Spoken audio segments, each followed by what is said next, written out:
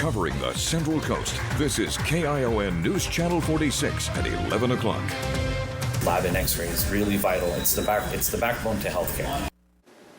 The future of lab and radiology services in Santa Cruz County on the chopping block. The centers in Santa Cruz and Watsonville potentially impacted. Good evening and welcome into KION News at 11. Now this afternoon, Santa Cruz County supervisors voted unanimously to extend those services until September 30th at a cost of $129,000.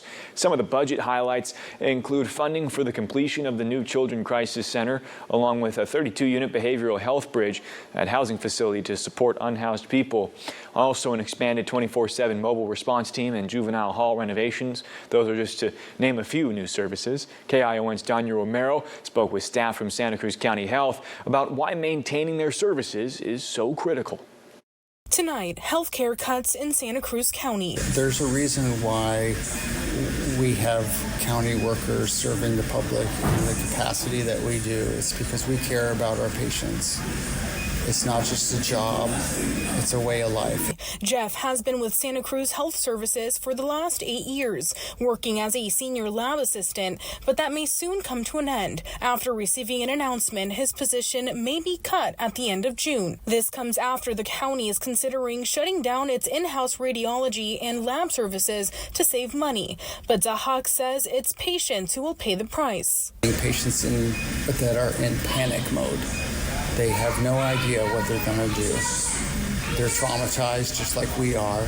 In Santa Cruz County, Health Service Agency had over 1,800 radiology patients and almost 8,000 patients for lab work in the fiscal year 2023 to 2024. The big question, where will those patients go? Jennifer Herrera with HSA says for X-ray services, patients will need to travel to other local hospitals and claims there will be no disruption in care. A statement Chief Radiology Technologist, Supervisor for the Santa Cruz Health Services, Fania Yad says is hard to believe. Well, they're going to overwhelm the hospital, or the radiology staff is going to be overwhelmed everywhere else.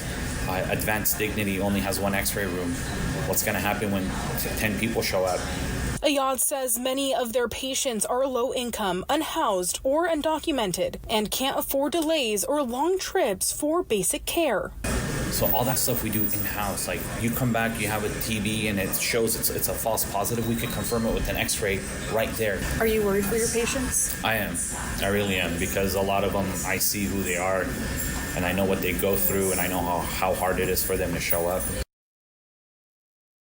Officers said this budget balances investment and responsibility. We're advancing core priorities and protecting essential services, even as we navigate significant funding risks from the state and federal levels, end quote.